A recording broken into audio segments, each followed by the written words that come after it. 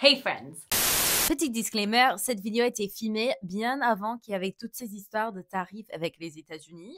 J'attendais pour le publier en espérant que les choses allaient s'améliorer, mais quelle blague! Aujourd'hui, on va parler de ce qui cartonne aux États-Unis et au Canada, donc au nord d'Amérique, ce printemps. J'ai déjà fait ce genre de vidéo dans le passé et vous avez kiffé, donc on revient par une nouvelle saison!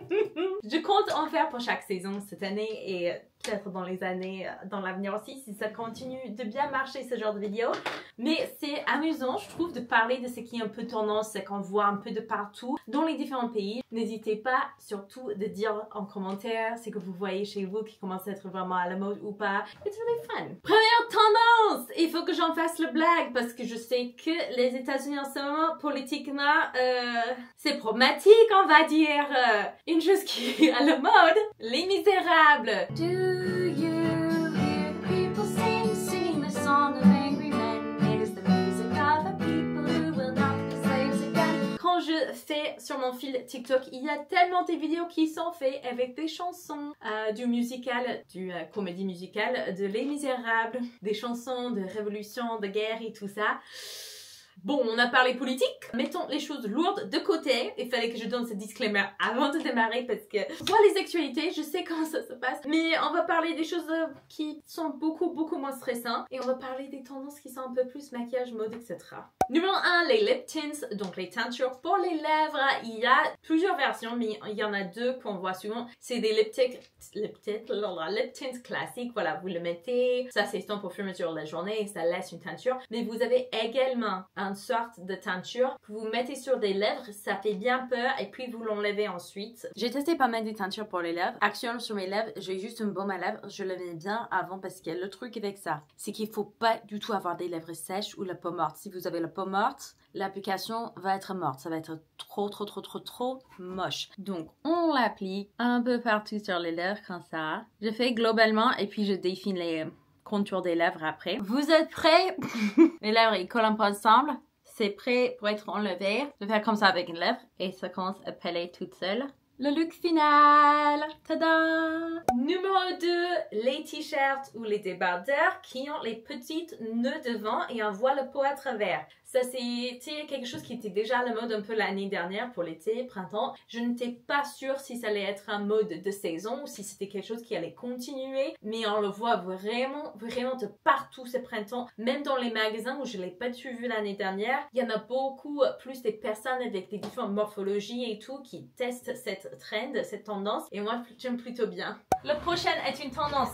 Donc, j'adore, mais j'ai des critiques aussi. C'est la tendance des charmes pour les sacs. En gros, ce sont que des porte-clés, mais on les appelle les charmes pour les sacs, pour mieux les vendre à des prix bien plus chers. C'est pour décorer et personnaliser vos sacs. Personnellement, je trouve là où c'est vraiment bien. Ce sac-là, c'était juste un sac marron, ça va pas trop avec les tenues rouges. Mais par contre, si je mets un petit charme rouge dessus, tout de suite, ça peut aller avec ma tenue pour faire en sorte qu'on achète moins de sacs. On a juste quelques petites charmes qu'on échange entre les sacs. Je trouve ça plutôt sympa. Vous pouvez faire avec beaucoup moins de sacs dans votre garde-robe, mais pourtant faire des tenues qui sont vraiment visuellement intéressantes et peut-être qui changent un peu plus avec le mode et tout ça. Par contre, tout le rebranding, là, pour essayer d'en vendre plus, je comprends l'intérêt derrière, mais ça me fait rigoler. Et surtout, le mien, alors je l'ai pris pour moins de 10 $, mais ils en vendent un similaire d'une marque hyper connue, et juste pour une charme avec des séries comme ça, c'est bien plus de 100 $ pour juste ça. Donc, parfois, les prix auxquels ils vendent ces petits charmes pour les sacs, c'est n'importe quoi, ils essaient vraiment de profiter. Des chaussures colorées. Alors là, si vous savez pas, j'ai une petite astuce qui marche aux États-Unis, au Canada, ça marche également en France et plein de pays.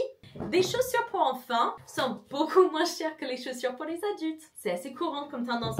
Donc ces chaussures-là de Adidas, je voulais des chaussures rouges qui faisaient vraiment ce style un peu rétro coloré et qui s'accordent avec plein de tenues. Et comme j'ai un peu plus tendance à porter du rouge et aussi des couleurs qui vont bien avec le rouge, c'est pour ça que j'ai pris ça. Je voulais pas prendre 10 paires de chaussures colorées parce que c'est pas nécessaire, mais punaise, je les kiffe et j'ai pris dans la section enfant. Donc l'équivalent adulte, c'était à plus de 130 $ canadiens. Moi, je les ai pris pour environ 50$ parce que j'ai pris justement la catégorie enfant. Et si vous êtes au Canada, souvent les vêtements, les chaussures pour les enfants ne sont pas taxés. Vous payez pas l'équivalent du TVA, alors que pour les chaussures adultes, vous payez les prix supérieurs pour les chaussures et en plus vous payez l'équivalent du TVA, c'est le GST dans la province où j'habite, ça s'appelle comme ça. Tellement plus intéressant si vous avez des pieds qui sont d'une taille plus petite, ça en vaut le coup. Donc là c'est un 38 et 2 tiers. Une taille américaine, 6 pour les hommes, 7,5 pour les femmes. Et franchement, normalement, ça s'arrête de faire 38, 39 selon la marque. Mais dans ces tailles-là, sachez que vous pouvez aller aussi également dans les magasins de chaussures pour enfants et parfois trouver des petites perles beaucoup moins chères. Mais j'adore cette tendance des chaussures bien colorées. Je trouve ça vraiment cute et ça peut aller avec beaucoup de tenues. Ou métalliques. Il y a également des chaussures métalliques qui sont super à la mode. Vous connaissez peut-être Kim Kardashian. Vous avez peut-être entendu parler déjà de cette dame. Elle a une marque qui s'appelle Skims. Alors Skims, il y a beaucoup des revues qui sont super positives, mais par contre, il y a beaucoup des gens qui sont moralement pas en faveur de soutenir une marque Kardashian. Et ils ont également pas envie de dépenser une jambe et un bras avec toute l'inflation et tout. Et beaucoup de gens qui peuvent pas se permettre. Donc, il y a une marque qui s'appelle In Lyric. Leur soutien-gorge, des tueries super confortables. Ils ont pas des tailles qui sont assez inclusives à mon goût, mais quand même relativement inclusives. Vraiment très sexy. Même les modèles qui sont un peu plus confortables et qui sont clairement faits pour quand vous allez passer la journée à la maison, vous avez juste besoin d'un peu de soutien. Je me sens quand même très sexy quand je les porte. J'adore. Donc je voulais partager avec vous. Ça c'est une marque qui copie un peu ce qu'ils essaient de faire Skims, sans copier exactement. Regardez ces shorts là. Ça c'est le vrai tendance où je voulais vraiment savoir si vous avez ça en France également. Parce que c'est une tendance que beaucoup de personnes critiquent, mais que moi personnellement j'adore. J'espère que c'est resté une tendance très longtemps. Oui, ça c'est un peu, on dirait des caleçons des hommes, mais il n'y a pas de petite poche pour le pénis, donc ça l'est pas. C'est vraiment pour les femmes, il y a des poches et tout. Là, c'est une version vraiment très peu chère que j'ai trouvée. J'ai pris une taille large, j'étais pas sûre. Medium ou large, mais j'ai pris le large au cas où. Et je suis contente parce que souvent, vous portez ça avec un haut qui est un peu plus serré. Vous avez le bas qui est un peu plus rond. Et les gens, ils portent ça dehors comme un vêtement dans la rue et tout ça. Avec un t-shirt super cute et tout. J'ai vu plein de tenues sur Pinterest. Et encore, c'est dans cette couleur rouge. Donc, j'aime bien porter à ce moment. Mais punaise, qu'est-ce que c'est cute cette mode-là, j'adore.